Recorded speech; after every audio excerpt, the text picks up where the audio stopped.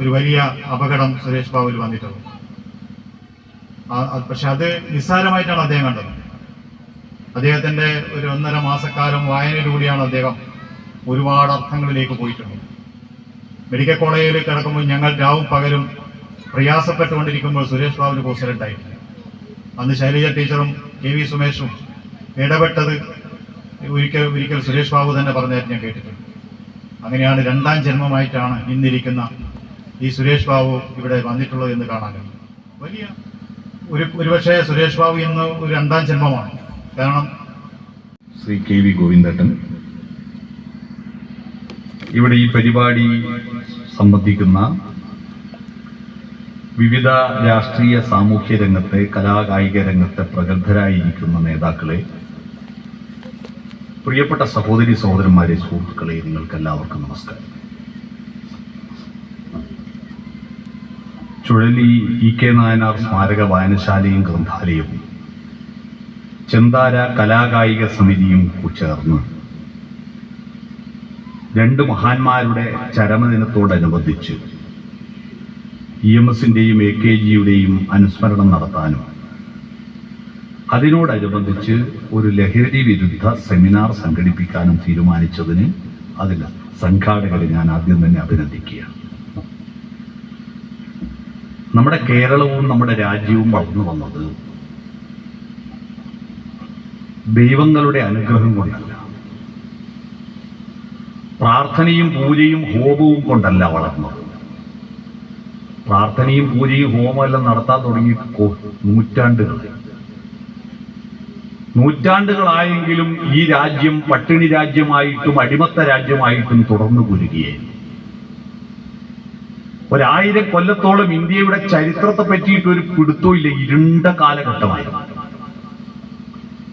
ആ ഇരുണ്ട കാലഘട്ടത്തിൽ എല്ലായിടത്തും അമ്പലം ഉണ്ടായിരുന്നു, പ്രാർത്ഥനയുണ്ടായിരുന്നു, ഭക്തി ഉണ്ടായിരുന്നു, ഉത്സവം ഉണ്ടായിരുന്നു. പക്ഷേ മനുഷ്യൻ എന്താണെന്ന് അറിയില്ല. ഈ ലോകം വളർന്നത് എങ്ങനെയാണ്? ഈ ലോകം വളർന്നത് മനുഷ്യന്റെ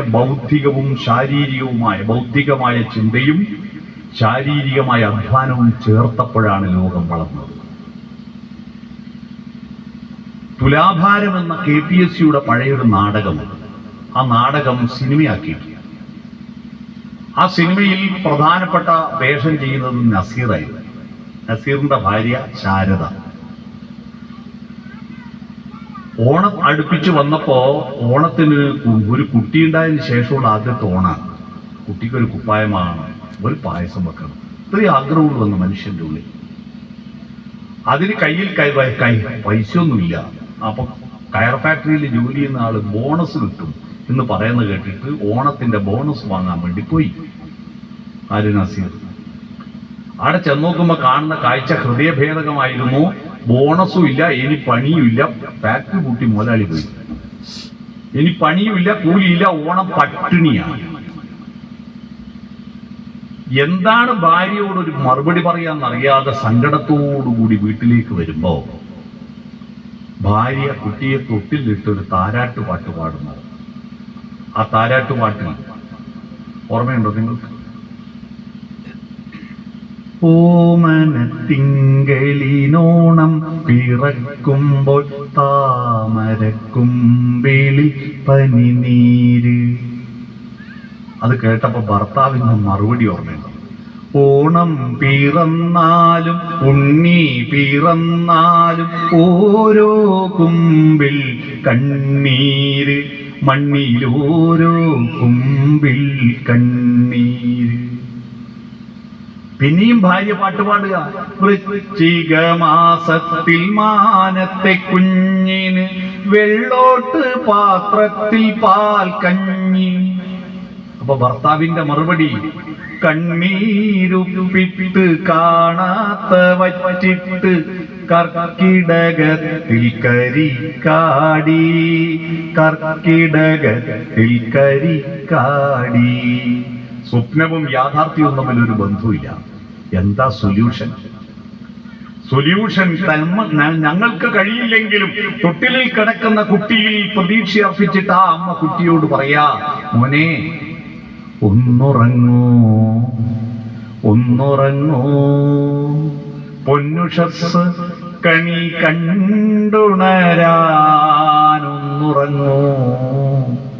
പുതിയ പ്രഭാതം കണി കണ്ടുണരാൻ മോനെ നീ നന്നായി ഉറങ്ങെന്ന് പറഞ്ഞ് ഉറക്കിയ ആ കുട്ടികൾ സമത്വസുന്ദര ലോകത്തിന്റെയും മനുഷ്യ സ്നേഹത്തിന്റെയും ഓരോരുത്തരും എല്ലാവർക്കും വേണ്ടിയും എല്ലാവരും ഓരോരുത്തർക്കും വേണ്ടിയും മറ്റൊരുവന്റെ ശബ്ദം സംഗീതം പോലെ കേൾക്കുന്ന ഒരു കാലത്തിന് വേണ്ടിയും ചൂഷണമില്ലാത്തൊരു ലോകത്തിന് വേണ്ടിയും ഒരു പ്രഭാതത്തേക്ക് സ്വപ്നം കണ്ടുകൊണ്ട് ആ പ്രഭാതം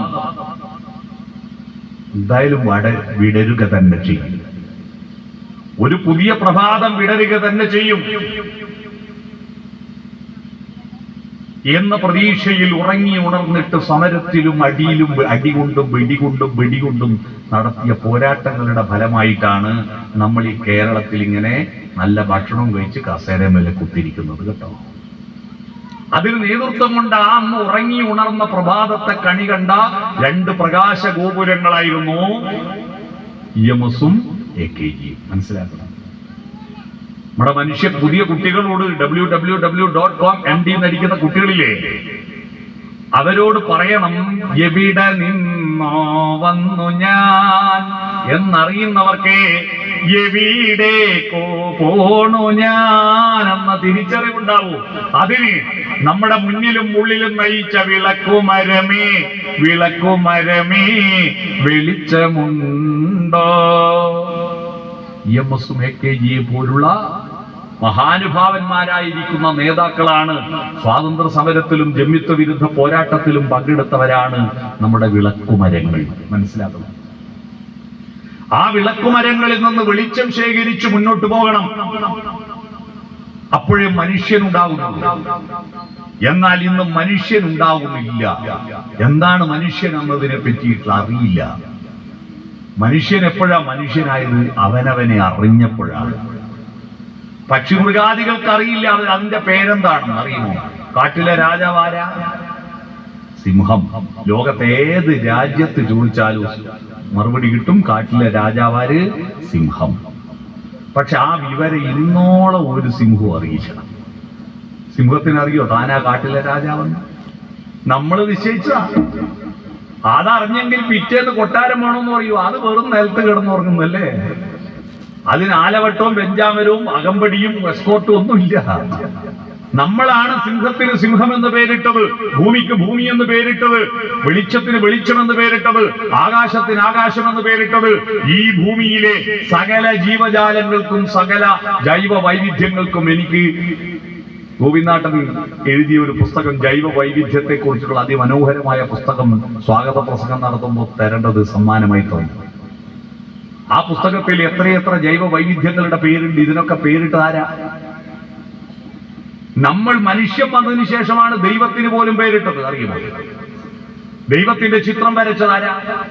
മഹാവിഷ്ണു ശ്രീകൃഷ്ണനും ശിവനും സെൽഫി എടുത്ത് അയച്ചെന്ന അല്ലല്ലോ. മനുഷ്യന് ചിത്രകല സർഗാത്മകത ഉണ്ടായപ്പോഴാണ് അവൻ വാക്കുകളിലൂടെ ദൈവത്തെ വർണ്ണിച്ചത്. മഹാഭാരതം കിളിപ്പാട്ടിൽ പാർത്ഥസാരഥിയായി തേര് തെളിക്കുന്ന കൃഷ്ണനെ എഴുത്തച്ഛൻ വർണ്ണിക്കുന്നുണ്ട്.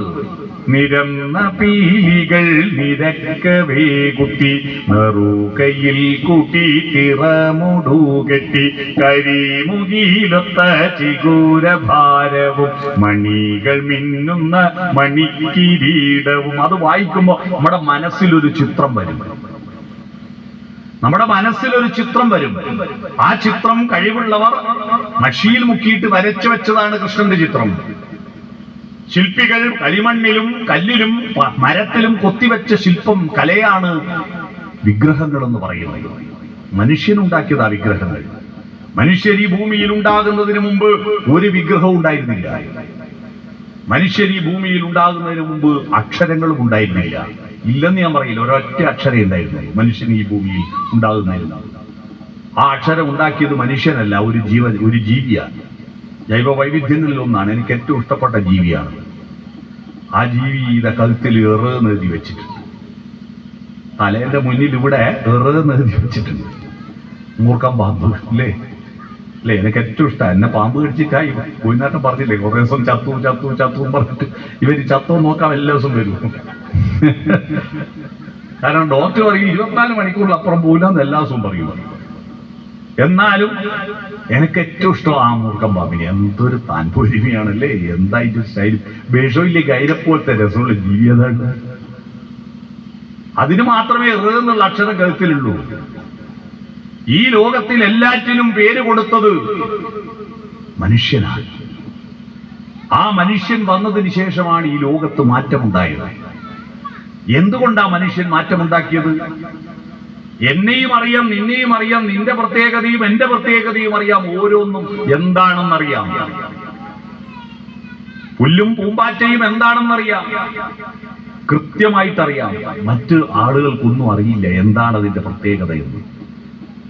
അപ്പൊ ഈ അറിവിന്റെ ആ പ്രകാശ ഗോപുരം മുന്നിലും ഉള്ളിലും നടന്നവരാണ് EMS AKG കൃഷ്ണപിള്ളിയെയും പോലുള്ള മഹാനുഭാവന്മാരായ നേതാക്കൾ. എന്റെ നാട് NE ബാലറാമിന്റെ നാട്. അദ്ദേഹത്തെ പോലുള്ള ആളുകളെ സ്മരിക്കുന്നത് എന്തിനാ? അവരെ സ്മരിക്കുന്നത് അവരുടെ ആകാശത്തുനിന്ന് ജോലിക്കാരെന്നെ മറന്നുപോയിച്ചല്ലോ എന്ന് EMSനെയും AKGയും സന്തോഷിപ്പിക്കാനാണ്. ആകാശത്ത് നോക്കിയിട്ട് ചുഴലിയിൽ എന്നെ അനുസ്മരിക്കുന്നുണ്ടല്ലോ. അവരുടെ കുടുംബക്കാരെ ബോധ്യപ്പെടുത്താനാണോ? ഒന്നുമല്ല. അവരെ സ്മരിക്കുന്നത് അവർക്ക് വേണ്ടിയല്ല, അവരുടെ ആത്മാവിന് വേണ്ടിയല്ല. അവരെ സ്മരിക്കുന്നത് അവരുടെ വെളിച്ചവും എന്റെ വെളിച്ചവും തമ്മിലുള്ള താരതമ്യം ചെയ്തിട്ട് എന്റെ വെളിച്ചം അവരിൽ നിന്ന് എത്ര കുറവാണെന്ന് സ്വയം തിരുത്തുകയും കൂടുതൽ പുതിയ വെളിച്ചത്തിലേക്ക് നയിക്കാൻ നിങ്ങളെ പ്രേരിപ്പിക്കുകയും ചെയ്യുക. അങ്ങനെയാണ് മനുഷ്യൻ ഒരു പൊളിറ്റിക്കൽ ജീവിയാണ്. രാഷ്ട്രീയ പാർട്ടിയിൽ മെമ്പർഷിപ്പ് ഉണ്ടോ, ജാഥക്ക് പോകുന്നുണ്ടോ എന്നൊന്നും അല്ല പൊളിറ്റിക്കൽ ജീവിയാണോന്ന്. നിങ്ങൾ പൊളിറ്റിക്കൽ ജീവിയാവുന്നത് നിങ്ങൾ ഇരിക്കുന്ന കസേര പ്ലാസ്റ്റിക്കാണ്. ആ പ്ലാസ്റ്റിക് കണ്ടുപിടിച്ച നിങ്ങളല്ല, ഏതോ രാജ്യത്തുനിന്ന് ആളുകൾ കണ്ടുപിടിച്ച പ്ലാസ്റ്റിക് എത്രയെത്ര ആളുകളുടെ കയ്യിലൂടെ കമ്പനികളിലൂടെ കൊണ്ടുവന്നിട്ട് വാടക പീടിയിൽ കൊണ്ടുവന്നത്. മനുഷ്യക്കൂട്ടത്തിന്റെ കൂട്ടായ്മയുടെ പ്രവർത്തനത്തിനെയാണ് രാഷ്ട്രീയം എന്ന് പറയുക. മനുഷ്യക്കൂട്ടത്തിന്റെ രാഷ്ട്രമെന്ന് പറഞ്ഞാൽ എന്താണ്? രാഷ്ട്രമെന്ന് പറയുന്നത് ജനക്കൂട്ടമാണ്. ജനക്കൂട്ടം ദാ ജനഗണമന അധിനായക ജയഹേ എന്ന് നമ്മുടെ ദേശീയ ഗാനത്തിൽ പറയുന്നു. ജനഗണം, ജനക്കൂട്ടം. പക്ഷേ ആ ജനക്കൂട്ടത്തിന് ഒത്തുചേരണമെങ്കിൽ ഒരു വ്യാകരണം വേണം. അതാണ് നിയമസംഹിത. ആ നിയമസംഹിതയുടെ അടിസ്ഥാനത്തിൽ ഒരു പ്രദേശത്ത് അവർക്കൊരു ഭൂമി വേണം. ആ ഭൂമി മേലെ പരമാധികാരം വേണം. അങ്ങനെ ഒരു പ്രദേശത്ത് ഒരു ഭൂമിയുടെ മേലെ പരമാധികാരത്തോടുകൂടി മനുഷ്യരും ഒത്തുചേർന്ന് വികസിക്കുന്ന ഇടത്തെയാണ് രാഷ്ട്രമെന്ന് പറയുക. നിങ്ങളെല്ലാം അങ്ങനെ വികസിക്കുന്നവരല്ലേ? നിങ്ങൾ പഠിച്ച സ്കൂളില് ടെക്സ്റ്റ് ബുക്ക് ഉണ്ടാക്കിയത് നിങ്ങളെ വീട്ടിൽ നിന്നല്ലല്ലോ. മാഷന്മാർക്ക് ശമ്പളം കൊടുത്തത് നിങ്ങളെ വീട്ടിൽ നിന്നല്ലല്ലോ. നിങ്ങൾ വരുന്ന റോഡ് ഉണ്ടാക്കിയത് നിങ്ങളെ പറമ്പിലൂടെയല്ലല്ലോ. അപ്പൊ റോഡിൽ ഇറങ്ങുന്നവൻ, പുസ്തകം പഠിച്ചവൻ, അക്ഷരം കേട്ടവൻ, പാട്ടുപാടുന്നവനെല്ലാം രാഷ്ട്രീയ ജീവിയാണ്. പക്ഷെ ഈ ബോധമില്ലാതെ ഉണ്ണുക, ഉറങ്ങുക, ഉണ്ണിയുണ്ടാക്കുക, വിസർജിക്കുക, ഈ പരിപാടി മാത്രം നടത്തുമ്പോഴാണ് നമ്മുടെ രാഷ്ട്രീയതയിലേക്ക് പോകുന്നത്. അത് മൃഗങ്ങളുടെ ജോലിയില്ല. മൃഗങ്ങൾക്ക് രാഷ്ട്രീയമില്ല. മൃഗങ്ങൾക്ക് ഇപ്പൊ ചെങ്ങളായി പഞ്ചായത്തല്ലേ, ചെങ്ങളായി പഞ്ചായത്തിൽ ജനകീയാസൂത്രണ പദ്ധതി പ്രകാരം എത്ര പശുവിനെ കൊടുത്തിട്ടുണ്ട്, എത്ര ആടിനെ കൊടുത്തിട്ടുണ്ട്, എത്ര കോഴിനെ കൊടുത്തിട്ടുണ്ട്? ഏതെങ്കിലും ആടിന് കോഴിക്കോ അറിയാവോ ഇത് ചെങ്ങളായി പഞ്ചായത്താണ്? അറിയില്ലല്ലോ. അന്ന് ആടിനെയും കോഴിനെയും തന്ന പഞ്ചായത്ത് പ്രസിഡന്റാണ് ഇപ്പൊ ജില്ലാ പഞ്ചായത്ത് പ്രസിഡന്റ് എന്ന് അറിയാവോ? പഞ്ചായത്ത് ആ പശുവിന് അറിയില്ലല്ലോ. രത്നകുമാരി നിങ്ങളെ പഞ്ചായത്ത് പ്രസിഡന്റ് ആയിട്ടില്ലേ കഴിഞ്ഞ തവണ, അല്ലേ? അറിയില്ലല്ലോ. അവർക്ക് സാമൂഹ്യ ബോധമില്ല. രാവിലെ എണീറ്റ് അന്നാ തിന്നാൻ കിട്ടുക. തിന്നു കഴിഞ്ഞാൽ പിന്നെ ഇങ്ങനെ നടന്ന് പിന്നെ വിസർജിക്കണം, പിന്നെ മക്കളെ ഉണ്ടാക്കാൻ ഇണചേരണം, പിന്നെ ഉറങ്ങണം. ഈ പരിപാടി അല്ലാതെ വേറെ ഒരു ചിന്തയില്ല. ഇന്ന് അന്താരാഷ്ട്ര ജലദിനമാണ് എന്ന ബോധം വെള്ളം കുടിക്കുന്ന ഏതോ പശുവിനെ പട്ടിക്കൊണ്ടോ ഇല്ല. അപ്പൊ മൃഗങ്ങളായി മാറുന്ന ഒരു പ്രവണത പുതിയ കാലഘട്ടത്തിലുണ്ട്. എന്തുകൊണ്ടാ? ശരീര കേന്ദ്രീകൃതമാണ്. നമ്മൾ എങ്ങനെയാ മനുഷ്യരായത്? ആ മനുഷ്യനായതിന്റെ കഥയെന്തെന്നറിയണം നിങ്ങൾ. എങ്ങനെ നമ്മൾ മനുഷ്യരായി? ദൈവം 6-ാം ദിവസം മണ്ണാൽ സൃഷ്ടിച്ചു മത്സ്യനെ ഭൂം എന്ന് പറഞ്ഞിട്ട് മനുഷ്യനെ ഉണ്ടാക്കി. അങ്ങനെയാണോ? ബ്രഹ്മാവ് മുഖത്തു നിന്ന് ബ്രാഹ്മണനെ ഉണ്ടാക്കി, കൈമന്ന് ക്ഷത്രിയനെ ഉണ്ടാക്കി, തൊടേമെന്ന് വൈശ്യനെ ഉണ്ടാക്കി, കാലിന്റെ അടിയിൽ നിന്ന് ശൂദ്രനെ ഉണ്ടാക്കി. ഇത് എന്റെ നാട്ടിലൊരു മാഷ് ക്ലാസ് പറഞ്ഞു കൊടുത്തപ്പോ ക്ലാസ്സിൽ ഒരു ചെക്കൻ ഒരു ചോദ്യം ചോദിച്ചിട്ട് ഭയങ്കര കുഴപ്പമായി. ചെക്കൻ ചോദിച്ചു, ബ്രഹ്മാവ് മുഖത്തുനിന്നും കൈമെന്നും കാലുമെന്നെല്ലാം ആണ് ഇവരെല്ലാം ഉണ്ടാക്കിയെന്ന് പറഞ്ഞപ്പോ ചെക്കൻ ചോദിച്ചു, അല്ല മാഷെ ബ്രഹ്മാവിന്റെ ഭാര്യയല്ലേ സരസ്വതി? അതെ. പിന്നെ ഓക്കുന്നതിനും പണിയെന്ന് ചോദിച്ചു. മനസ്സിലായോ? ഇയാളെല്ലാം കൈമെന്നും കാലുമെന്നും ഉണ്ടാക്കുമ്പോ അത് ചോക്കൂ, ഇങ്ങനെയാണോ? ഒരു ദിവസം മനുഷ്യനുണ്ടാവട്ടെ സൃഷ്ടിച്ചതാണോ? കാരണം മനുഷ്യൻ എന്ന വാക്ക് ഉണ്ടാക്കിയത് മനുഷ്യനല്ലേ. പണ്ട് മൃഗങ്ങളുടെ കൂട്ടത്തിൽ ഒരു വിഭാഗമായിരുന്നു ഹോമോസോപ്പിയൻസ്. നിയാണ്ടർത്താൾ എന്ന് പറയുന്ന ഒരു സ്ഥലത്ത് ആ താഴ്വരയിൽ ജനിച്ചവൻ കൊരങ്ങനല്ല. കൊരങ്ങനും നമുക്ക് ഒരു പൂർവികനായിട്ട് ഒരാൾ, അതാണ്. ആ മനുഷ്യൻ കാട്ടിന്റെ ആള് മാത്രമായിരുന്നു. കൃഷിയില്ല, വസ്ത്രമില്ല, പാചകമില്ല, വിവാഹമില്ല, ഒന്നുമില്ല. മൃഗങ്ങളെ പോലെ രാവിലെ എണീറ്റ എന്താ ചിന്ത? തിന്നാൻ എന്താ കിട്ടുക? പല്ലുതേപ്പ് ഉണ്ടാവില്ല. തിന്നാൻ എന്താ കിട്ടുക? തിന്ന് കുടല് അറിഞ്ഞ ആടക്കടക്കും, എണ്ണ ചേർന്ന് മക്കളെ ഉണ്ടാക്കും. തിരിച്ചുപോക്കുണ്ടോ? കാരണം തിരിച്ചു പോകാൻ അങ്ങനെ ഒരു ആധാരമുള്ള സ്ഥലമുണ്ടോ? പേര് കെട്ടിയ സ്ഥലമുണ്ടോ? മതിലുള്ള സ്ഥലമുണ്ടോ? വീടുണ്ടോ? ഒന്നുമില്ല. എത്തിയെടുത്ത് കിടക്കും, ആടുന്ന് നടക്കും, പിന്നെ കിടക്കും, പിന്നെയും നടക്കും. ഇങ്ങനെ നടക്കുന്ന കാലഘട്ടം. ദപ്പാ പഴയൊരു സിനിമാ ഗാനത്തിൽ പറഞ്ഞൊരു വരി പോലെ, ഇതിഹാസങ്ങൾ ജനിക്കും മുമ്പേ ഈശ്വരൻ ജനിക്കും മുമ്പേ ഉള്ള കഥയാണ്. പക്ഷെ അന്ന് 2 ജാതി ഉണ്ടായി. ഏതാ ജാതി? നായരും നമ്പൂരിയും തീയനും ബാഹനൊന്നും അല്ല. ആ 2 ജാതി ആണ് ജാതിയും പെണ്ണ് ജാതിയാണ്.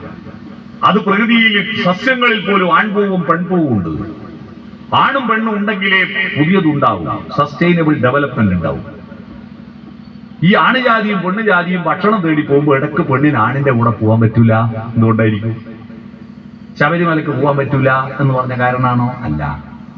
പെണ്ണിന് ആണിന്റെ കൂടെ പോകാൻ പറ്റാത്തതിന്റെ കാരണം കുഞ്ഞുണ്ണി മാഷ കവിത കേട്ടാൽ ഉത്തരം കിട്ടും. കുഞ്ഞുണ്ണി മാഷ ഒരു കവിതയുണ്ട്, ആണിന്റെ അമ്മ പെണ്ണ്, പെണ്ണിന്റെ അമ്മയും പെണ്ണ്, ഇതെന്ത് നീതി, ഇതെന്ത് ന്യായം. ആണിനെ പെറ്റതും പെണ്ണിനെ പെറ്റതും ആരാ? പെണ്ണ. എല്ലാ പുരുഷന്മാരും അത് ആലോചിച്ചാൽ മതി. ഒരു പെണ്ണിനെ ഉപദ്രവിക്കാൻ, പറ്റിക്കാൻ വേണ്ടിയിട്ട് അവരുടെ പുറകെ കൂടുമ്പോ ഇവളെപ്പോലൊരു അമ്മയാണ് എന്നെയും പെറ്റതൊന്ന് ബോധ്യമുള്ള ഏതെങ്കിലും ഒരു അല്പനേരം ചിന്തിച്ചിട്ടെങ്കിൽ ഈ സ്ത്രീകളെ ഇങ്ങനെ ഉപദ്രവിക്കുമോ? നാട്ടിൽ ഇല്ല. കാരണം അമ്മയ്ക്ക് പ്രസവിക്കാൻ പറ്റും, മുലയൂട്ടാൻ പറ്റും. അപ്പൊ പ്രസവിച്ച് കിടക്കുന്ന കുഞ്ഞിനെയും കൊണ്ട്, അല്ലെ പൂർണ്ണ ഗർഭിണിയായിരിക്കുമ്പോ ഈ മരത്തുന്മ പാഞ്ഞും കയറിയിട്ടും പഴങ്ങൾ പറിച്ചു തിന്നാനും മണ്ണ് കിളച്ച് കിഴങ്ങ് തിന്നാനും മൃഗങ്ങളുടെ പുറകെ ഓടാനും പെണ്ണിന് കഴിയില്ല. അവളെ ഏതും ഗുഹക്കകത്തു ഇരുത്തിയിട്ട് ബാക്കി കാട്ടാളന്മാര് ഭക്ഷണം തേടിപ്പോകും. കാട്ടാളെന്ന് അവർക്ക് പേര് അവര് വിളിച്ചല്ലേ നമ്മളിപ്പം വിളിക്കുന്നത് കാട്ടാളെന്ന്. അങ്ങനെ ഭക്ഷണം തേടിപ്പോയി അവർക്ക് കിട്ടിയ ഭക്ഷണം കഴിച്ചാൽ ബാക്കിയെന്ന് കൊണ്ടെങ്കിൽ ഈ ഗുഹക്കുള്ളിലേക്ക് കൊണ്ടു കൊടുക്കും. അവളത് തിന്നുമ്പോ അതിന്റെ കുരുവും തോലും ഇല്ലേ, അത് ഗുഹക്ക് പുറത്തേക്ക് വലിച്ചെറിയും. അന്ന് വലിച്ചെറിയും. ഇന്ന് വലിച്ചെറിയാൻ പാടില്ല അന്ന്. കാരണം അന്ന് ചവിട്ടുമ്പം തുറക്കുന്ന മൂടിയുള്ള പാത്രമൊന്നും ഇല്ലല്ലോ. ചവിട്ടുമ്പം തുറക്കുന്ന മൂടിയുള്ള പാത്രം ഇല്ലല്ലോ വീട്ടിൽ, അതൊന്നും ഇല്ല അന്ന്. ഗുഹക്ക് പുറത്തേക്ക് വലിച്ചെറിയും.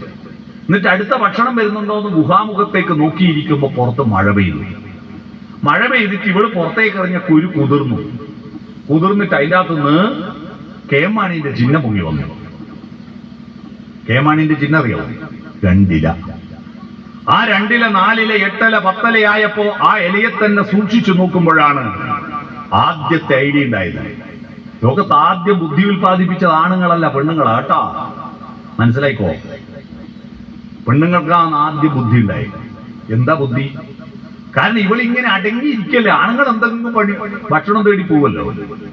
പെണ്ണുങ്ങൾ ഇങ്ങനെ ഇരിക്കുമ്പോ അന്ന് 12 മണിക്കൂർ പകലില്ലേ. അന്ന് ഇൻസ്റ്റഗ്രാം നോക്കണ്ട, വാട്സപ്പ് നോക്കണ്ട, സ്റ്റാറ്റസ് ഇടണ്ട, സീരിയൽ കാണണ്ട, അലക്കണ്ടല്ലോ, വസ്ത്രമില്ല, അടുപ്പ് തീ പറ്റിക്കണ്ടല്ലോ, പാചകമില്ല, അടിച്ചു വാരണ്ടല്ലോ, വീടില്ല. എന്ത് സുഖേനു അല്ലേ, ഒരു പണിയില്ല. ഇങ്ങനെ കുഞ്ഞിനെയും മടിയിൽ വെച്ച് ഇങ്ങനെ ഇരിക്കുമ്പോഴാണ് ഈ കുരുജാത്തുനിന്ന് 2 ഇല കണ്ടത്. ആ ഇലയെ തന്നെ സൂക്ഷിച്ചു നോക്കുമ്പോഴോ ആദ്യത്തെ ഐഡിയ ഉണ്ടായത്. ഏത് മരത്തുന്ന ഏത് ഏത് മരത്തുന്ന ഏത് വള്ളിയിൽ നിന്നാണ് ഏത് ചെടിയിൽ നിന്നാണ് ഈ പഴം പറിച്ചെടുത്തത്, അതേ മരത്തിന്റെ ഇലയാണ് ഈ കുരുവിന്റെ അകത്ത് പുറത്തു വരുന്നത്. നട്ടാ മുളക്കും. കുരുവിന്റെ അകത്ത് മരമുണ്ട് എന്ന അറിവാണ് ആദ്യത്തെ അറിവ്. ഈ അറിവ് തന്റെ കൂട്ടുകാരോട് പറയാൻ വേണ്ടിയിട്ടാണ് ഏഹേ വിളിച്ചത്.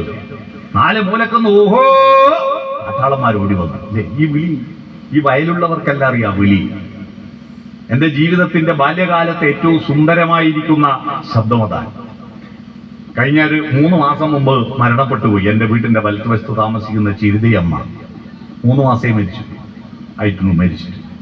ആ ചിരിതയമ്മ രാവിലെ ഞങ്ങളെല്ലാം ഓർക്കുകയാ, നാട്ടി നടാനുണ്ടെങ്കിൽ അല്ലെങ്കിൽ കൊയ്യാനുണ്ടെങ്കിൽ എന്തൊക്കെ പണിയുണ്ടെങ്കിൽ വയക്കാനുണ്ടെങ്കിൽ നമ്മളെ വീട്ടിന്റെ മുമ്പിലെ വയലിന്റെ കരക്ക് വന്നിട്ട് വയലിന്റെ അപ്പുറത്തെ കാപ്പുകുന്ന് താമസിക്കുന്ന ജാനുവിനെ ഒരു വിളിയുണ്ട്. ജാനുവിനെ മാത്രം വിളിച്ചാൽ മതി, പണിയുണ്ടെങ്കിൽ ബാക്കി എല്ലാവരും അത് കേൾക്കും. ജാനുവേ.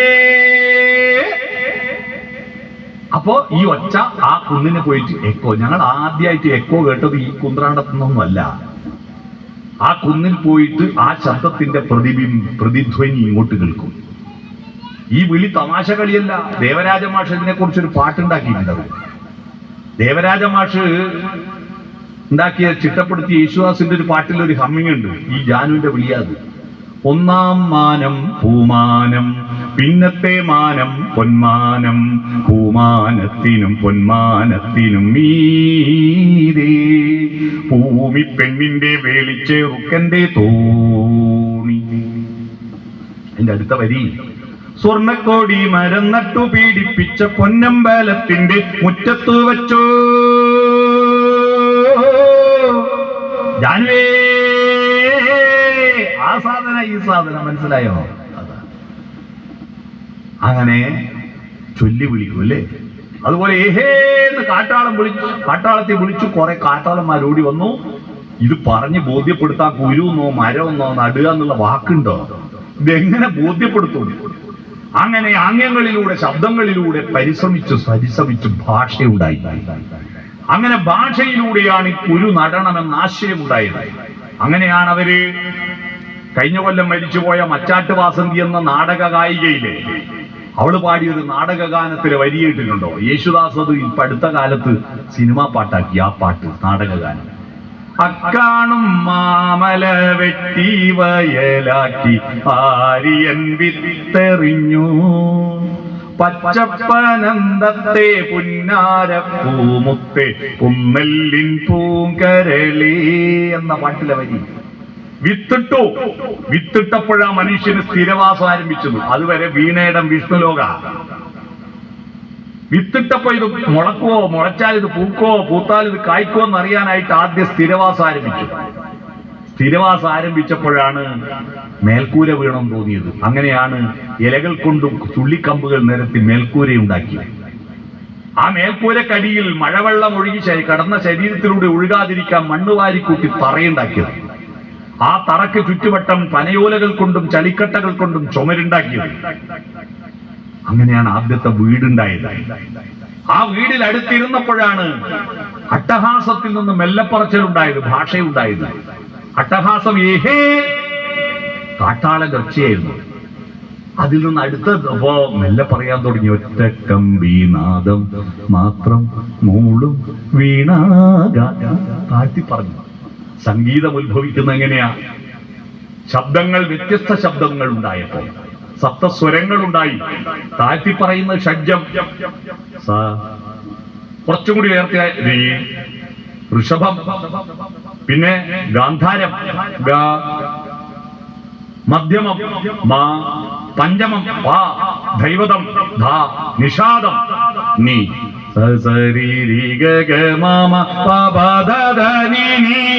നിഷാദം. ആരാ നിഷാദൻ? കാട്ടാളൻ. കാട്ടാളന്റെ ഒച്ചയാണ് നിഷാദം. നിങ്ങളെ വീട്ടിൽ രാവിലെ നിങ്ങളെ കുട്ടികൾ കാട്ടാളനാണോ മനുഷ്യനാണോ എന്നറിയാൻ എന്താ മാർഗം? കുട്ടികളെ രാവിലെ വിളിക്കുന്ന ഒച്ച കേട്ടാണ്.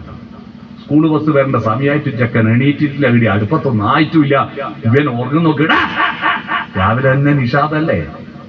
ഇവനെ കമ്മോ കാട്ടാളനായിട്ട് ഉണരൂ. മോനെ മോളേന്ന് വിളിക്കോ, അപ്പോഴാ മനുഷ്യനാവുന്നത് കേട്ടോ. ബഹളം വെക്കുമ്പോ മനുഷ്യനല്ല, മെല്ലെ പറയുമ്പോഴാ മനുഷ്യനുണ്ടാവുന്നത്. അങ്ങനെ ഭാഷയുണ്ടായി, സംഗീതമുണ്ടായി. അപ്പോഴേക്ക് ഈ പൂത്തത് കായ്ച്ച് പഴുത്തു. അത് പറിച്ചെടുത്ത് പങ്കുവെച്ചു. സ്നേഹമുണ്ടായി, നന്മയുണ്ടായി. പങ്കുവെച്ചപ്പോ, കൊടുത്തിട്ട് തിന്നപ്പോ, പരസ്പരം കൊടുക്കുമ്പോൾ ഉണ്ടാകുന്ന സന്തോഷം കണ്ടപ്പോ സംതൃപ്തി ഉണ്ടായി. ഇനി തിന്നും കഴിച്ച് ബാക്കിയുള്ളതോ സൂക്ഷിച്ചു വെച്ചു, ഉണക്കി വെച്ചു, ഉപ്പിലിട്ട് വെച്ചു, അച്ചാറിട്ട് വെച്ചു, ആവശ്യക്കാർക്ക് കൊടുത്തു. നമ്മുടെ അടുത്ത് ഇല്ലാത്ത അന്ന് അവരിൽ നിന്ന് വാങ്ങി. അപ്പൊ വാങ്ങുകയും കൊടുക്കുകയും ചെയ്യുന്ന ബാർട്ടർ സിസ്റ്റം പോയിട്ട് പിന്നെ അതിന് പകരം കല്ല് അരിച്ചിട്ട് വട്ടത്തിലാക്കിയിട്ട് നാണയമുണ്ടാക്കി. പിന്നെ ആ നാണയത്തിൽ ചിഹ്നങ്ങൾ ഉണ്ടായി. അത് പിന്നെ കറൻസിയായി, പൈസയായി. മനുഷ്യനുണ്ടായി. ഈ മനുഷ്യനുണ്ടാവാൻ 5 ഘടകങ്ങളുണ്ട്. ഈ 5 ഘടകങ്ങൾ നിങ്ങളുടെ വീട്ടിൽ ഇല്ലാത്തത് കൊണ്ടാണ് നമ്മുടെ കുട്ടികൾ മൃഗങ്ങളാവുന്നത്. മൃഗങ്ങൾക്ക് ലഹരി എന്ന് പറഞ്ഞാൽ എന്താ? ഭക്ഷണം മാത്രമാണ്. മൃഗങ്ങൾക്ക് ആനന്ദമൊക്കെയുണ്ട്. എങ്ങനെ?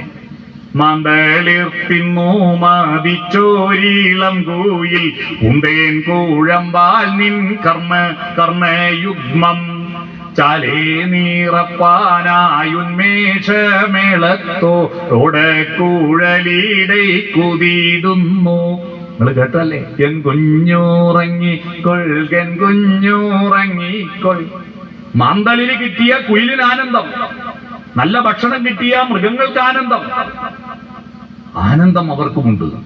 പക്ഷേ ചിന്തയിലൂടെയുള്ള പാട്ട് കേട്ടിട്ടുള്ള ഒരു ആനന്ദം കിട്ടുമോ? കിട്ടുമോ? സാരദഭവമതകര സതീർത്ഥ്യദീന ഭൂസുരാസിത സാരദഭവമതകര സതീർത്ഥ്യദീന ഭൂസുരാസിത പാദരഹിത ധനജയ നിരുപമ പദകരാജരഥ കമലാപരതാനാതിരിധം തരിയുദരിത തിത്തിലാനതിലനാതന തരി ധിത്താകൃതക ജം ജം ധിത്താകൃതക ജം ജം ധിത്താകൃതക ജം ജം ഗോപാലക പാഹി മാം അനിശം എന്ന് പാടുമ്പോ ആനന്ദം മൃഗങ്ങൾക്ക് കിട്ടില്ല. അത് മനുഷ്യന് മാത്രം കിട്ടുന്ന ആനന്ദമാണ്. വയറ് നിറച്ച് ഭക്ഷണം കിട്ടിയാൽ, നന്നായിട്ട് വയറ്റുന്ന് പോയാൽ, നന്നായിട്ട് ഇണചേർന്നാൽ ആനന്ദം കിട്ടും മൃഗങ്ങൾക്ക്. ആ ആനന്ദത്തിന്റെ, ആ ലഹരിക്കപ്പുറത്ത് ചിന്തയിലൂടെ ഉണ്ടാകുന്ന ഒരു ആനന്ദമുണ്ട്. ഈ ആനന്ദത്തിന്റെ ലോകത്തിലേക്ക് പ്രവേശിക്കുമ്പോഴാണ് നീ മനുഷ്യനാവുന്നത്. ഈ ആനന്ദത്തിലേക്കുള്ള ലഹരിയുടെ ജീവിതത്തിന്റെ, മനുഷ്യ ജീവിതത്തിന്റെ ലഹരിയുടെ വഴികൾ എന്തെന്ന് തിരിച്ചറിയാത്ത തലമുറയാണ് രാസലഹരിക്ക്, കൃത്രിമ ലഹരിക്ക് പോകുന്നത്. ലഹരി വിരുദ്ധമെന്ന വാക്ക് അശ്ലീലമാണ്. ലഹരി വേണം മനുഷ്യൻ. ലഹരി കൂടിയേ തീരൂ മനുഷ്യൻ. പക്ഷെ ഏത് ലഹരി എന്നാ ചോദ്യം. 2 തരം ലഹരിയുണ്ട്. ഒന്ന് വിഹിത ലഹരി, 2 അവിഹിത ലഹരി. വിഹിത ലഹരി എന്ന് പറയുന്നത് പാട്ടാണ്, കഥയാണ്, പുസ്തകമാണ്, സ്നേഹമാണ്, ചിത്രം വരെയാണ്, നൃത്തമാണ്. അതൊക്കെ അംഗീകരിക്കപ്പെട്ട ലഹരിയാണ്. മധുരിപു ഭഗവാൻ മാനസമുരളിയെ ചുംബിച്ചുണർത്തുന്നോരാനന്ദ ലഹരിയിൽ ആന്തോളനം ദോലനം. പാട്ട് കേട്ടില്ലേ സർഗത്തില്? എന്താ ഈ ആന്തോളനം അറിയാവോ? ആന്തോളനം എന്നുള്ള പാട്ട് എല്ലാരും കേട്ടിട്ടുണ്ടോ? എന്താ ആന്തോളനം? അല്ലേ, കിണറ്റിലെ വെള്ളം പറ്റാൻ തുടങ്ങിയില്ലേ? വെള്ളമുള്ള കിണറ്റിൽ പോയിട്ട് ഞാൻ പണ്ട് എനിക്ക് ഓർമ്മയുണ്ട്. കഴിഞ്ഞ ജില്ലാ പഞ്ചായത്ത് പ്രസിഡന്റ് KV സുമേഷിന്റെ വീട്ടിൽ പോയി. സുമേഷിന്റെ വീട്ടിൽ പോയത് സുമേഷ് ആടില്ല. സുമേഷിന്റെ അമ്മ നോക്കുമ്പോൾ കിണറ്റിൽ വെള്ളം ഇല്ലാറ്റ് വേറിയതോ വീട്ടിൽ കുളിക്കാൻ പോകണം. മോൻ ഇനിന്റെ കാറിൽ ഞാൻ ഒന്ന് അടയെത്തിലോ എന്ന് പറഞ്ഞ് ഞാൻ അവിടെ കൊണ്ടാക്കി എനിക്ക് ഓർമ്മയുണ്ട്. കുളിക്കാൻ പോയി, അവിടെ വെള്ളമില്ല. അപ്പൊ വീട്ടിലേക്ക് വരുമ്പോ അലോമനി പാത്രം കൊണ്ട് പോയിട്ട് അതിൽ വെള്ളം നിറച്ച് വെച്ചിട്ട് ഒരു തെരിയ അറിയാവോ? തെരിയെന്ന് പറഞ്ഞാൽ ഒരു പയലുങ്കി ചുരുട്ടിയിട്ട് തലയിൽ വെക്കുന്ന, തലവേദനയാണ്ട് വെക്കുന്ന സാധനം തെരിയം വെച്ചിട്ട് ഒന്ന് പിടിച്ചു തരുവാന്ന് പറഞ്ഞിട്ട് ഈ പാത്രവും വെള്ളവും തലയിൽ വെച്ചിട്ട് വരിക. ഇങ്ങനെ 2 കൈ കൊണ്ട് പിടിച്ചിട്ടുണ്ട്. വരുമ്പോ നമ്മളെ കാലൊരു കല്ലുമ്മ കുത്തിപ്പോയി വിചാരിക്കും. അന്നേരം കാലുമ്മ കുത്തിപ്പോയ തലയിലെ പാത്രവും വെള്ളവും ആന്തോളനം പിടികിട്ടിയ എന്താ ആന്തോളനം? മനസാനന്ദത്തിൽ ആന്തോളനം നടത്തും. ഈ ആന്തോളനം മനുഷ്യന് മാത്രമുള്ളതാ. മനുഷ്യൻ അംഗീകരിക്കപ്പെട്ട ലഹരിയുടെ വഴികൾ തടസ്സപ്പെടുമ്പോൾ, ശരീരമാണ് നീ എന്ന തെറ്റിദ്ധാരണ വളരുമ്പോ, ശരീരത്തെ പൊതിയാൻ വസ്ത്രം, വയറ് നിറക്കാൻ ഭക്ഷണം, ശരീരത്തിന് യാത്ര ചെയ്യാൻ കാറ്, ഉറങ്ങാൻ മനോഹരമായ വീട്, കട്ടില്, അതിൽ തണുപ്പ് കിട്ടാൻ AC. ഇതിനു വേണ്ടിയിട്ട് ശരീരത്തിന്റെ സുഖത്തിന് വേണ്ടിയിട്ടുള്ള പരക്കം പാച്ചലിനിടയിൽ മനസ്സിന്റെ സുഖം മക്കൾക്ക് കൊടുക്കുന്നതിൽ നമ്മൾ പരാജയപ്പെട്ടു പോയി. നമ്മുടെ കുട്ടികൾക്ക് കൊടുത്തില്ല. കൊടുത്തോ? ഇല്ല. ശരീരമാണ് നമ്മളെന്ന് തെറ്റിദ്ധരിച്ചു പോയി. മനുഷ്യൻ എങ്ങനെയാ മനുഷ്യനായത്? ആ കാട്ടാളത്വത്തിൽ നിന്ന് മാനവികതയിലേക്ക് വരാൻ 5 ഘടകങ്ങൾ ഉണ്ടായിരുന്നു. അറിയാവോ? 5 ഘടകങ്ങൾ. ഒന്ന് ചിന്തയാണ്. ചിന്ത. കുരുവിന്റെ അകത്ത് മരം ഉണ്ടെന്നുള്ള ചിന്തയുണ്ടായതുകൊണ്ടല്ലേ മനുഷ്യനായേ. ചിന്ത വളർത്തണം. അല്ലാതെ ചിന്ത എഴുതി എന്റെ വള്ളി എടുത്തിട്ട് അപ്പുറത്തെ അക്ഷരത്തിലിട്ടിട്ട് വളർത്തിയിട്ട് ഒരു കാര്യമില്ല. ഇപ്പൊ വിഷു വരാൻ പോവാ, റംസാൻ മാസത്തിന്റെ പെരുന്നാൾ വരാൻ പോവാ. ഇറച്ചിക്ക് നല്ല വിലയുണ്ടാവും അല്ലേ? മോനെ നല്ലോണം തിന്നോ, ഇറച്ചിക്ക് നല്ല വിലയാണ്. നിന്റെ ചന്തിമൊന്നിലെ ശരീരത്തെ നമുക്ക് വിൽക്കാൻ നോക്കാൻ പറ്റുമോ? ഇല്ല. ശരീരത്തെ വളർത്തിയിട്ട് കാര്യമില്ല. പശുവിനെ പോറ്റിയാൽ കറന്നു വിൽക്കാം, നമ്മളെ മക്കളെ കറന്നു വിൽക്കാൻ പറ്റുമോ? ആട്ടിനെയും കോയിനെയും പോറ്റിയാൽ ഇറച്ചി വിൽക്കാം, നമ്മളെ മക്കളെ ഇറച്ചി വിൽക്കാൻ പറ്റുമോ? ഇല്ല. നമ്മുടെ മക്കളുടെ ശരീരത്തെ വളർത്താനല്ല തളർത്താനാണ് നമ്മളെ പഠിപ്പിച്ചത് സംസ്കാരം. അറിയാവോ? ശരീരത്തെ തളർത്താനുള്ള സംസ്കാരം. റംസാൻ എന്ന് പറയുന്നത് തളർത്താനാണ്. ശരീരത്തിന്റെ ഓട്ടത്തെ തളർത്തി പിടിച്ചു കെട്ടി നിന്റെ ഈ ആർത്തിയെ കരിച്ചു കളയുക. റംസാൻ എന്ന വാക്കിന്റെ അർത്ഥം കരിച്ചു കളയുക എന്ന റേഡിയേഷനാണ്.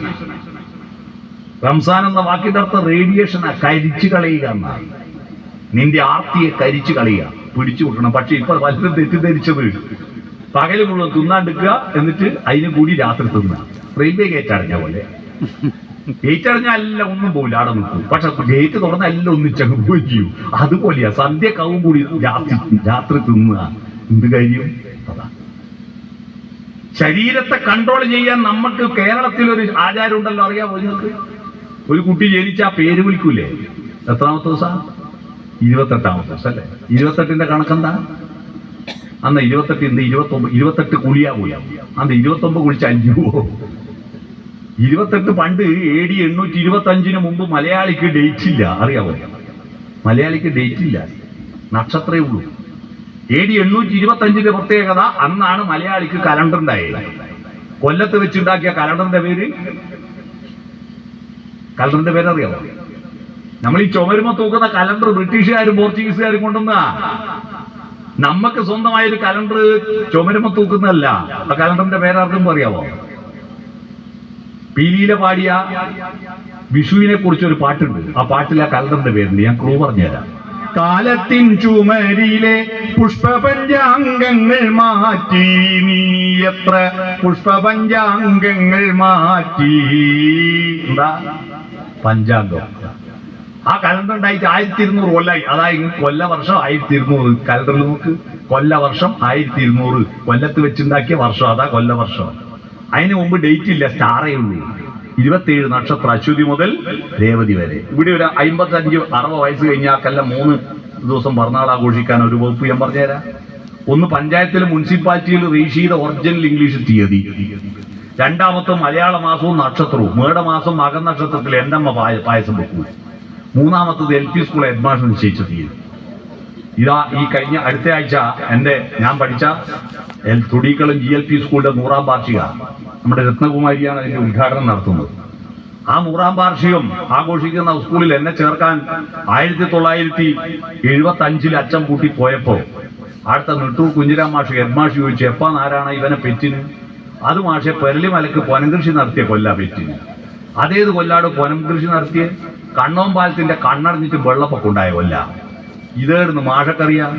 മാഷ് വിചാരിച്ചു ജൂണിൽ ചേർക്കണം, 5 വയസ്സാണ്ടേ. അപ്പൊ ജൂണിൽ 5 വയസ്സാണെങ്കിൽ മെയ്യിൽ പ്രസവിക്കണം. അതുകൊണ്ട് മാഷ് നിശ്ചയിച്ചു നിന്റെ ജന്മദിനം May 4. മാഷ് നിശ്ചയിച്ചു. അതാ എന്റെ SLC ബുക്കിൽ.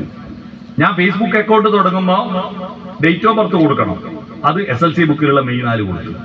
ഈ May 4-ാം തീയതി May 3-ാം തീയതി രാത്രി സുക്കറണ്ണൻ എന്ന് പറയുന്ന ഫേസ്ബുക്കിന്റെ മുതലാളി എന്റെ ഫ്രണ്ട്സിനെല്ലാം നോട്ടിഫിക്കേഷൻ അയക്കും, നാളെയാണ് ഇയാളുടെ ജന്മദിനം. അപ്പൊ ഫ്രണ്ട്സ് May 4-ാം തീയതി എനിക്ക് ഹാപ്പി ബർത്ത്ഡേ ഇങ്ങനെ അയക്കും. ഞാനത് മുഴുവൻ മരിച്ചുപോയ നെട്ടൂർ കുഞ്ഞിരാം മാഷയുടെ പാതാരബിന്ദങ്ങളിലേക്ക് ഫോർവേഡ് ചെയ്ത് കൊടുക്കും. കാരണം അത് അയാൾ നിശ്ചയിച്ച ഞാൻ വെച്ചൊരു ബന്ധമില്ല കേട്ടോ, അല്ലേ? അങ്ങനെയാണ് നമ്മുടെ ജന്മദിനം. ഞാൻ പറഞ്ഞു വന്നത് ഈ നക്ഷത്രം 27 അശ്വതി മുതൽ ദേവതി വരെ. ഒരു കുട്ടീന്റെ ജന്മനക്ഷത്രം ഫസ്റ്റിൽ വരിക 28ാമത്തെ ദിവസം. 28ാമത്തെ ദിവസം പേര് വിളിക്കും, പാല് കൊടുക്കും, അരയിലൊരു നൂലും കെട്ടും. എന്തിനാ ഈ നൂല് കെട്ടുന്നത്? ഞാൻ പല സ്വാമിമാരോടും ചോദിച്ചു, ആധ്യാത്മിക പ്രഭാഷകന്മാരോടും ചോദിച്ചു. ഒരു മറുപടി ആരും പറഞ്ഞില്ല. എല്ലാവരും കെട്ടുന്നതുകൊണ്ട് നമ്മളും കെട്ടുന്നു, അത്ര തന്നെ. പാട്യം പഞ്ചായത്ത് വയോജന സംഗമം നമ്മളെ ശ്രീനിവാസൻ പഠിച്ച പത്തായിക്കൊന്ന് സ്കൂൾ വെച്ച് നടക്കുമ്പോൾ ഞാൻ ഈ ചോദ്യം ചോദിച്ചു. അന്ന് റിട്ടയർഡ് ആയ ഒരു സാവിത്രി ടീച്ചർ പറഞ്ഞു, ആരും ഉത്തരം പറഞ്ഞു തന്നില്ല, എനിക്ക് തോന്നുന്ന ഒരു ഉത്തരം പറഞ്ഞുതരാം. എന്താ? കുഞ്ഞിനെ ആരാണ് ഗർഭം ധരിക്കുന്നത്? അമ്മ. പ്രസവിക്കുന്നു അമ്മ മാത്രം. മുലയൂട്ടുന്നത് അമ്മ മാത്രം. കുളിപ്പിക്കുന്നത് അമ്മ.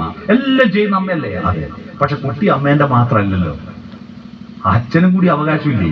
അപ്പൊ അച്ഛൻ ഇതെല്ലാം അമ്മ മാത്രം ചെയ്യുമ്പോൾ അച്ഛനൊരു പ്രയാസം വേണ്ടെന്ന് വിചാരിച്ചിട്ട് 28ാമത്തെ ദിവസം കുട്ടീനെ പാർട്ടീഷൻ ചെയ്ത് രണ്ടാക്കി നടുക്കൊരു അതിരിടുന്നത്. പകുതി അച്ഛന് പകുതി അമ്മക്ക്.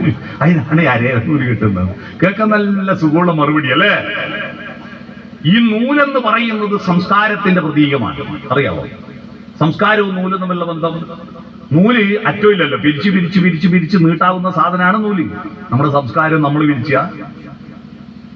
പിരിച്ചല്ലല്ലോ. എന്റെ സംസ്കാരം എന്റെ അച്ഛൻ വന്നപ്പാല നാരായണക്കുറുപ്പും പമ്പേരി രോഹിണി അമ്മയും കൂടി പിരിച്ചുണ്ടാക്കിയ സംസ്കാരത്തിന്റെ ബാക്കിയല്ലേ ഞാൻ പിരിച്ചേ. എന്റെ അച്ഛൻ വിളവന നാരായണ നമ്പ്യാർ പിരിച്ചതിന്റെ ബാക്കിയാ ഓറ് പിരിച്ച്. ഓറെ അച്ഛൻ തോലമ്പ്ര പൈതൽ നമ്പ്യാർ പിരിച്ചതിന്റെ ബാക്കിയാ എന്റെ അച്ചാച്ചൻ പിരിച്ച്. ഓറെ അച്ഛൻ കോളാരി കേളപ്പൻ നമ്പ്യാർ പിരിച്ചതിന്റെ ബാക്കിയാ എന്റെ അച്ചാച്ചന്റെ അച്ഛൻ പിരിച്ച്. ഇത്രയും ആളെ പേരെനിക്കറിയാം. കണ്ടിട്ടില്ല ഞാൻ. അച്ചാച്ചനോട് ചോദിച്ചിട്ടുണ്ട്, ഓർ അച്ചാച്ചന്റെ പേര് എഴുതി വെച്ചിട്ടുണ്ട്. കാരണം നമ്മളെല്ലാം പോയാൽ പിന്നെ നമ്മളെ അച്ചാച്ചന്റെ പേര് ആര് പറഞ്ഞു കൊടുക്കും? അതുകൊണ്ട് എല്ലാം എഴുതി വെച്ചോട്ടോ. അപ്പോ തലമുറ പിരിച്ചു പിരിച്ചുണ്ടാക്കിയ സംസ്കാരത്തിന്റെ പ്രതീകമായ നൂല് കൊണ്ട് ശരീരത്തെ പിടിച്ച് കെട്ടുക. കെട്ടുമ്പോ പറയണം, നീ കണ്ടെടുത്ത് പോയി തിന്നരുത്, കണ്ടെടുത്ത് പോയി തൂറരുത്, കണ്ടെടുത്ത് പോയി ഇണചേരരുത്, കണ്ടെടുത്ത് പോയി ഉറങ്ങരുത്. ശരീരത്തിനെ പിടിച്ച് കെട്ടി മനസ്സിന്റെ ഭാവനകൾ ഉണർത്തുക. ശരീരത്തെ വളർത്തലാണ് രക്ഷിതാക്കളുടെ ജോലി എന്ന് തെറ്റിദ്ധരിച്ചിരിക്കുന്ന കുടുംബങ്ങളാണ് ഇത്രയും മയക്കുമരുന്നിന് വിധേയായ കുട്ടികളെ ഉണ്ടാക്കുന്നത്. മയക്കുമരുന്ന് ലഭ്യതയുള്ളത് കൊണ്ട് മാത്രമല്ല, മയക്കുമരുന്ന് ലഭ്യതയുണ്ട്, അത് തടഞ്ഞാൽ. മഴ പെയ്യുന്നുണ്ട്, മഴ പെയ്യുന്നത് മഴ തടയണം. നമുക്ക് കൊട വാങ്ങാൻ പൈസയില്ല എന്ന് പറഞ്ഞാൽ നടക്കുമോ? മഴനെ തടയാൻ പറ്റുമോ? മഴ പെയ്യട്ടെ. 5000 കോടി രൂപയുടെ മയക്കുമരുന്ന് ഗുജറാത്തിലെ അദാനിന്റെ ഒറ്റ തുറമുഖത്തിൽ ഇറക്കിയിട്ടുണ്ട്. ഒറ്റ തുറമുഖത്തിൽ മയക്കുമരുന്ന്. ഇനി അദാനി ഇപ്പൊ ഇവിടെ ഇനി എപ്പോഴും ഇറക്കുമെന്ന് അറിയില്ല. എടാ വിഴിഞ്ഞത്ത് മയക്കുമരുന്ന് വരും. പക്ഷെ മയക്കുമരുന്നിന് എല്ലാ കുട്ടികളും അടിമയാവുന്നുണ്ടോ? ഇല്ലല്ലോ. നമ്മളെ കുറെ തന്ത വൈബ് ഇറങ്ങിയിട്ടുണ്ട്. സകല ചെറുപ്പക്കാരെയും ചീത്ത പറയുന്നത്. ചേടാ, കേരളത്തിൽ 40 ലക്ഷം കുട്ടികളുണ്ട്. അതിൽ മയക്കുമരുന്ന് ഉപയോഗിക്കുന്നവരുടെ എണ്ണം 1% പോലും ഇല്ല. വളരെ പരിമിതമായ ചില കുട്ടികളെ അത് ഉപയോഗിക്കുന്നുള്ളൂ. ആ കുട്ടികളുടെ പേരിൽ ബാക്കി 99% കുട്ടികളെയും മൊത്തം കുറ്റപ്പെടുത്തി ചീത്ത പറഞ്ഞാൽ അത് വലിയ ആപത്താട്ടോ. നമ്മൾ നല്ല കുട്ടികളെ ചേർത്ത് പിടിക്ക്, മൊത്തം കുട്ടികളെ ആക്ഷേപിക്കല്ല. നല്ല കുട്ടികളെ നമ്മളെന്താ ചെയ്യേണ്ടത്? ഇത്രയും മയക്കുമരുന്ന് ലഭ്യതയുണ്ട്, മദ്യം ലഭ്യതയുണ്ട് എന്ന് വിചാരിച്ചിട്ട് എല്ലാവരും പോയി കുടിക്കുന്നില്ലല്ലോ. മഴ പെയ്യുമ്പോൾ നമ്മൾ കുട ചൂടുക. നമ്മുടെ കുട്ടികൾക്ക് അതിൽ പെടാതിരിക്കുവാനുള്ള ആ കുട പിടിച്ചു കൊടുക്കണം. ആ കുട എന്താ പിടിച്ചു കൊടുക്കേണ്ടത്? നിങ്ങൾ നിങ്ങളുടെ മക്കളുടെ ശരീരത്തെ പോറ്റി വളർത്തിയ പോരാ. മനുഷ്യനിൽ നിന്നും മൃഗവും തമ്മിലുള്ള അടിസ്ഥാനപരമായ വ്യത്യാസം ഏതാ ഗുരു ഏതാ ലഘു നോക്കിയിട്ടാ. ഗുരു ലഘു എന്ന് പറഞ്ഞാൽ അറിയാമോ? പണ്ട് വൃത്തം പഠിച്ചവർക്കറിയാം. ദീർഘാക്ഷരം ഗുരുവും ഹ്രസ്വാക്ഷരം ലഘുവാ. വലുത് ഗുരു. മാഷന്മാരെ ഗുരു എന്ന് വിളിക്കുന്നത് അവർക്ക് അറിവിന്റെ കാര്യത്തിൽ വലുതായതുകൊണ്ടാണ്. ആക്സിഡന്റിൽ ഗുരുതരമായ പരിക്ക് പറ്റി ആശുപത്രിയിലായെന്ന് പറഞ്ഞാൽ മാഷന്മാർക്ക് പരിക്ക് പറ്റിയെന്നാ? അല്ലല്ലോ. ഗുരുതരമായ പരിക്ക് പറ്റിയെന്ന് പറഞ്ഞാൽ വലിയ പരിക്കാ. ആപ്പിള് ലഘുവാണ്, ഭൂമി ഗുരുവാണ്. അതുകൊണ്ടാണ് ആപ്പിളിനെ ഭൂമി പിടിച്ചു വലിക്കുന്നതുകൊണ്ട് ഭൂമിക്ക് ഗുരുത്വബലം എന്ന് പറഞ്ഞത്. മനസ്സിലായോ? മൃഗങ്ങളുടെ ഗുരു ശരീരമാണ്, മനസ്സ് ലഘുവാ. മനസ്സ് ലഘുവാ. ശരീരം എന്താ പറയുന്നത് അത് ചെയ്യും മൃഗങ്ങൾ. ഇപ്പൊ ഒരു സ്കൂളിന്റെ മുറ്റത്ത് അല്ലെ ഒരു അമ്പലത്തിന്റെ മുറ്റത്ത് ഒരു പശു വന്ന് മൂത്രയിക്കാൻ മുട്ടിയാ ഇത് പറ്റൂല. ആന ശിവേലി എഴുന്നള്ളത്തിന് ഇങ്ങനെ പോകുന്നാണ്ടില്ലേ, തിടമ്പും വെച്ച് തലയിൽ പോകുമ്പോ പിണ്ട ഇടുന്നാണ്ടില്ല, മൂത്രയിക്കുന്നാണ്ടില്ല. ഇത് ശ്രീകോവിലിന്റെ മുറ്റത്താ മൂത്രയിക്കരുതെന്ന് വിചാരിക്കുവോ? ഇല്ല. ശരീരത്തിന് തിന്നാൻ തോന്നുമ്പോ തിന്നോ, തൂറാൻ തോന്നുമ്പോ തൂറോ. പട്ടികൾ റോഡിൽ വെച്ചിട ചെയ്യും. നിശ്ചയം വേണ, പന്തൽ വേണ, നാട്ടുകാർ വേണ, ഒന്നും വേണ്ട. അതിന് ശരീരമാണ് ഗുരു. മനസ്സിലെക്കുക, മനസ്സെല്ലാം ഉണ്ട് മൃഗങ്ങൾക്ക്. മനസ്സ് കണക്കറിയുന്ന പട്ടി ഉണ്ടല്ലോ, ഇല്ലേ? നിങ്ങൾ വീതി കുറഞ്ഞ റോഡ് മേലെ കൂടി സ്കൂട്ടർമ പോകുമ്പോൾ റോഡിന്റെ പകുതിക്ക് ഒരു നായി കിടക്കുന്നു. നിങ്ങൾ ഓണടിച്ചു നോക്ക്, സ്കൂട്ടറാന്ന് കണ്ടാൽ നായി അനങ്ങൂല. കാരണം സ്കൂട്ടറിന് പോട്ട വീതിയാടിയുണ്ട്. തൊട്ട് പറയൽ ഒരു കാറോ ലോറിയോ നോക്കട്ടെ, നായി എണീറ്റ് മാറിത്തരൂ. കാരണം സ്കൂട്ടറിന്റെ വീതി കുറവാന്ന്, ലോറിക്ക് വീതി കൂടുതലാന്നുള്ള കണക്ക് ആർക്കറിയാം? നായിക്കറിയാം. അതുകൊണ്ടല്ലേ മാറിത്തരുന്നത്. നമ്മളെ കൂട്ടത്തിൽ ചില നായിയൊക്കെ ഈ കണക്കറിയില്ല, കണ്ടെടുത്ത് വെച്ച് പോകും, അല്ലേ? വേറെയൊക്കെ പോകണമെന്നുള്ള ഒരു ചിന്തയില്ലാണ്ട് പാർക്ക് ചെയ്ത് പോകുന്ന ചില ആളുണ്ട്, മഹാന്മാരുണ്ട്. അതെന്തൊരു സ്വഭാവം എനിക്ക് മനസ്സിലാകും. ജനാധിപത്യ ബോധത്തിന്റെ കുറവാണ്.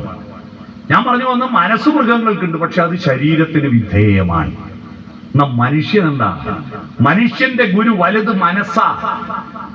മനസ്സ് ആഗ്രഹിക്കുന്നിടത്ത് ശരീരത്തെ കൊണ്ടുപോകുമ്പോഴാണ് മനുഷ്യനാവുന്നത്.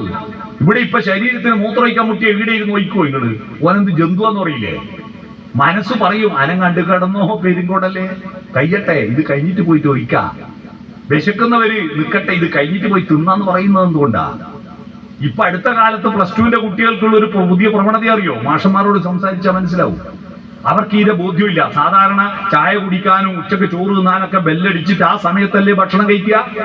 ഈ മൃഗഭാവം ശരീരം ഗുരുവായതുകൊണ്ടാണ് 100 കണക്കിന് സ്കൂളുകളിൽ കുട്ടികൾ പുറത്തായ സംഭവം എന്താണെന്നറിയോ? ഒന്ന്, പെൺകുട്ടികളടക്കം പുറത്തായത് മാഷ് ക്ലാസ് എടുത്തുകൊണ്ടിരിക്കുമ്പോൾ ബേക്കിൽ നിന്ന് ഭക്ഷണം കഴിക്കുക.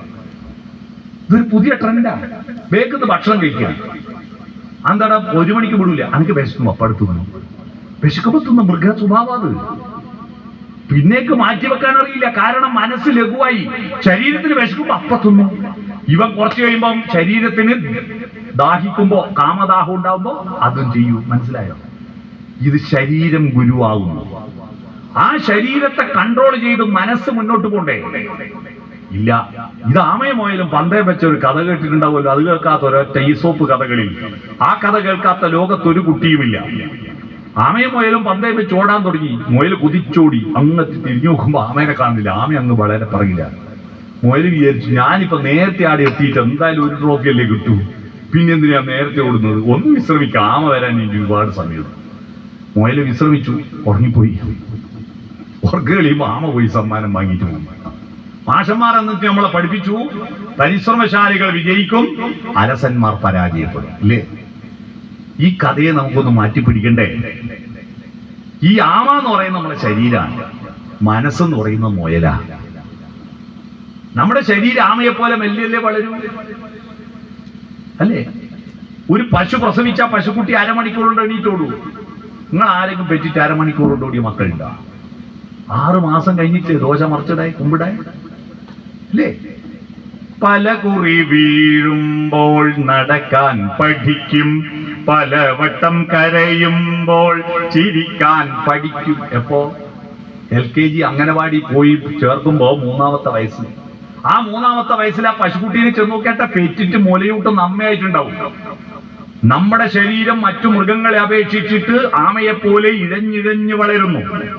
പക്ഷെ മനസ്സോ, എൻ്റെ അമ്മോ, നമ്മളെ കുട്ടികളെ ബുദ്ധി കണ്ടിട്ടുണ്ടോ? ഒരു LP സ്കൂള് UP സ്കൂള് നിങ്ങൾ ചെന്ന് നോക്ക്, അവരുണ്ടാക്കിയ അസൈൻമെന്റുകൾ നോക്കൂ, പ്രൊജക്ടുകൾ നോക്കൂ. അത്ഭുതകരമാണ്.